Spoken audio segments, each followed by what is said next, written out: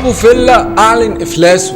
رفقتي رفقتي والله ما اقدر اكمل والله مصاريف والله.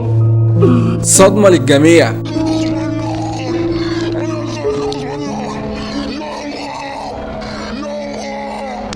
على والله مصاريف بس تبقى عليك كهرباء غالية بيتنا ايجار فلوس كثير والله ما يقدر والله.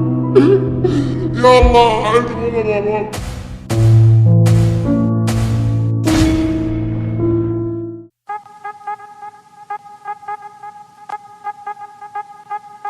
السلام عليكم ورحمة الله وبركاته، ورجعنا لكم في فيديو جديد. عاملين ايه احلى شبيحة في الدنيا؟ فانت تعيط وتقول واق بغز الشر ده بغز حراق. طب قبل ما نبدأ اي فيديو كده خلينا زي ما متعودين ان احنا في كل فيديو هنحط احلى كومنتات جات لنا في الفيديو الاخير. يلا بينا نشوف احلى كومنتات جات لنا في الفيديو اللي فات ونرجع تاني.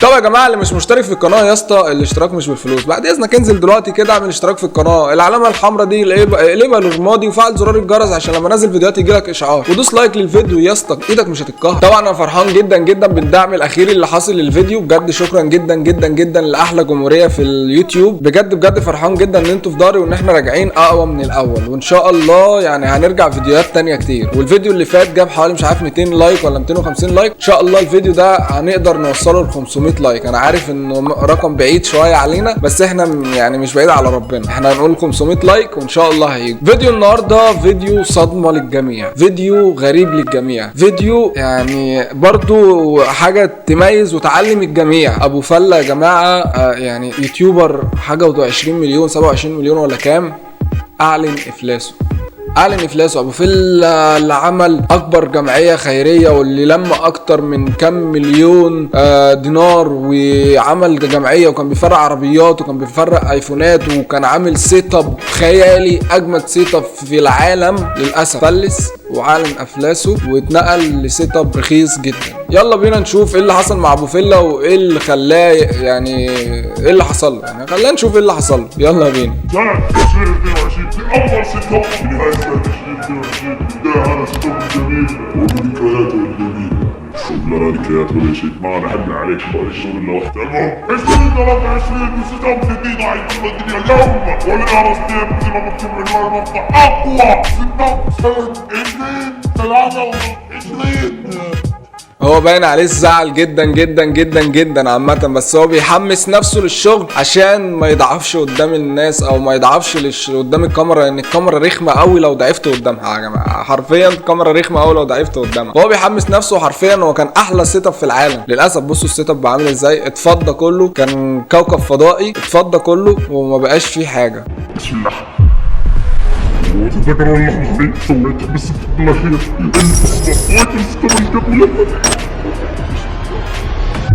طب يا جماعه هنا قبل ما نبدا نشوف السيت اب الجديد، شفنا ابو فيلا طبعا وهو داخل السيت اب الجديد وهو حزنان، وهو بيقول لك بص الاوكرا، فرق بين الاوكرا لما كان السيت اب الاولاني كان ببصمه وكان شغل عالي قوي وكان يعني كان كوكب فضائي فعلا حرفيا، فهو مصدوم وزعلان، باين عليه الزعل جدا جدا جدا جدا، وعايزين نعرف ايه اللي حصل له وايه اللي حصل ان هو يوصل للمرحله دي. فيلا بينا بقى ولحظه الحماس اللي احنا منتظرينها ان احنا نشوف السيت اب الجديد.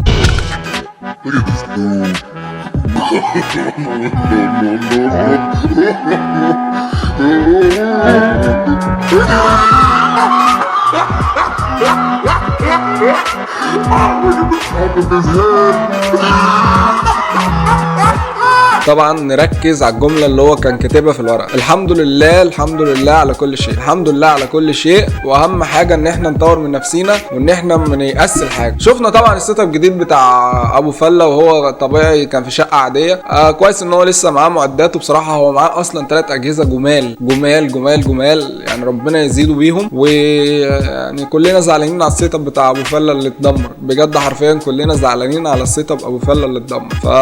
فيلا بينا، هو دلوقتي هيبدأ يقول لنا ايه اللي حصل بالظبط معاه وايه اللي خلاه يوصل للمرحلة دي. يلا بينا. السلام عليكم ورحمة الله وبركاته، كيف الحال؟ ان شاء الله طيب، وش معاكم؟ كما تشوفون نعم يا عزيزي المشاهد ايش 22 هذاك السيت اب اللي بدينا فيه ولا 20 23 سيت اب افضل منه اجمل منه اقوى منه اكثر يدويه منه واريح منه. طبعا هو بيقول الكلام ده كله من ورا قلبه، تمام؟ هو بس بيحمس نفسه، هو بيحاول يحمس نفسه.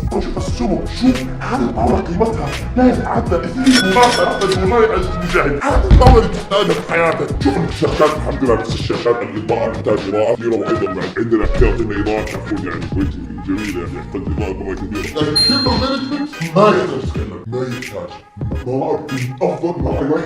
يا الله كم هاي غبية اقسم بالله مش قاعد عملت بعتها يا اخي يا الله شو كان غبية ليش. شفتوا طبعا وصلنا لمرحلة ايه؟ حتى الكاميرا بيقول ان كاميرته باعها. معقولة وصل للمرحلة دي؟ معقولة وصل لمرحلة ان هو باع الكاميرا بتاعته؟ المهم خلينا نكمل ونشوف هو وصل للمرحلة دي ليه، وهو هيبدأ دلوقتي يتكلم معانا ويعرفنا هو وصل للمرحلة دي ليه، وباع الكاميرا ليه، وساب السيت اب القديم بتاعه ليه. فيلا بينا نكمل ونشوف بجد ايه اللي حصل معاه. ابو فيلا كلنا زعلانين عليه بس بيدينا حماس وامل حتى لو الدنيا جاية عليه. الحال بيكون هذا المنظر دائما راح نشوفه له اهم شيء المنظر القديم سفينة فضائية ولا اشياء كذب بكذب. شوفوا نبات منظر نبات طبيعي اهم شيء النبات يدل النبات شو يدل على الطبيعة على الانتعاش من ورا قلبه من ورا قلبه. هو بيتكلم كده من ورا قلبه عامة. اكيد كلكم بعد تسألوا ابو فيلا ليش اشتغلت. اوكي خلاص انت مزح على الجو المنتج هي الموسيقى خلاص الان نتكلم كذا دراما حان وقت الدراما جهلك الناس حان وقت الدراما وحان وقت الجد ونعرف بجد ايه اللي حصل لابو فيلا. يلا ابو فيلا بقى عرفنا احنا عايزين نعرف. اللي صار عزيزي المشاهد بكل بساطة ظروف مادية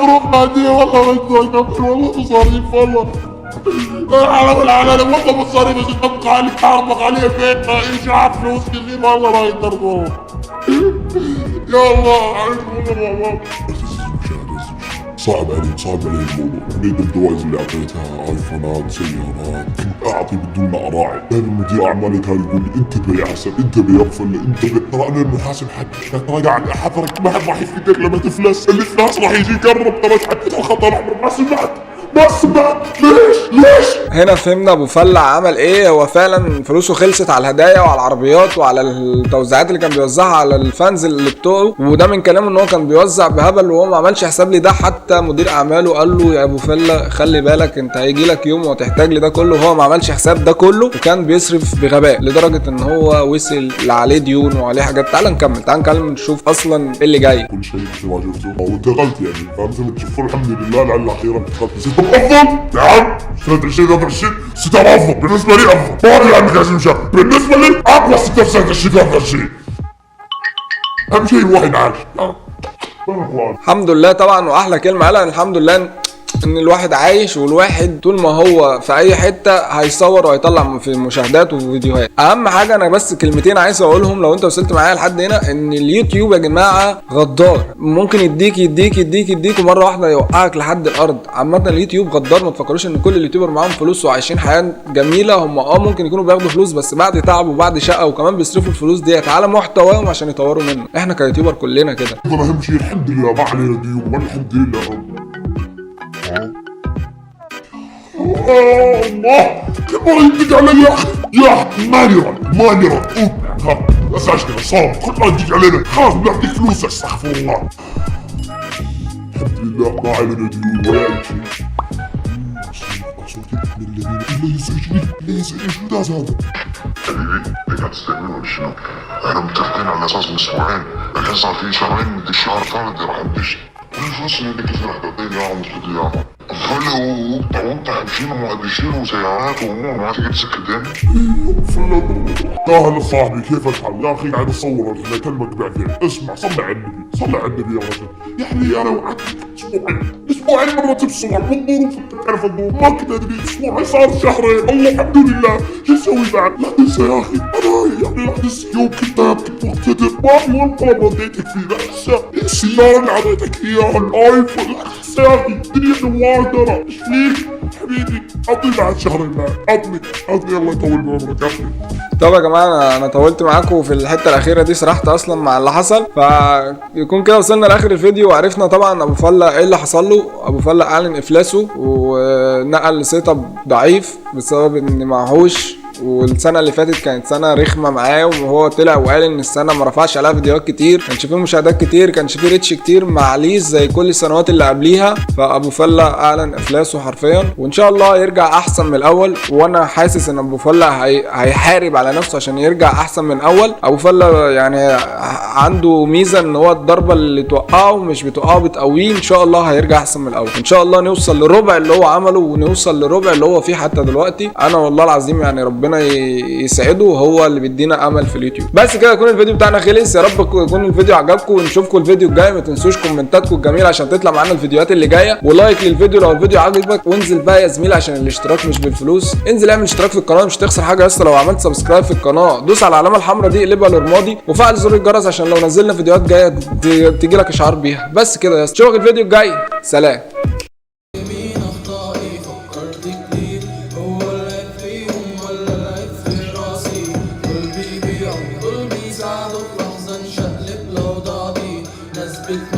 ناس بتخون وانا مش على بعضي. حاولوا تحبطوني برضو مش هتوقفوني، بسكم تسيبوني من دماغكم شيلوني. اسأل صاحبك يسأله، تيجي قدامي تفشلوا. حاولوا تحبطوني برضو مش هتوقفوني. ربك بيريد، حب الناس بيزيد، شكلك ما جيتش